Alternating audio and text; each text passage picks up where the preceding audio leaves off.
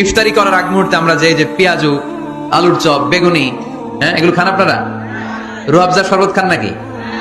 এই যে সাজায় রাখা হয় ডিজাইন করে, এইগুলো রেখে যখন দোয়া করেন, এই দোয়াটা আল্লাহ শুনে খুব। আল্লাহ বলে, কিরে ফেরেশতারা, ঘটনা কি? এত খাবার কেন? আল্লাহ রোজা রাখছে।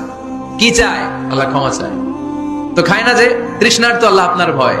আমারা দেখছে না, আল্লাহ আপনারা দেখে নাই। জান্নাত দেখে নাই, আমার জাহান্নাম দেখেছে আল্লাহ কিন্তু জানে। তারপরে ফেরেশতাদের মুখ থেকে বের করা হবে। সুবহানাল্লাহ পড়েন।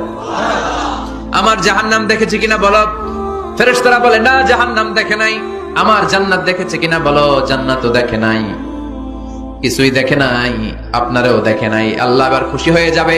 আমার খুশির জন্য আমার ভয়ে তৃষ্ণার্ত ক্ষুধার্ত সামনে খাবার হাত বাড়ালেই খেতে পারে, গ্লাসটা তুললেই পান করতে পারে, আমার ভয়ে খায় না।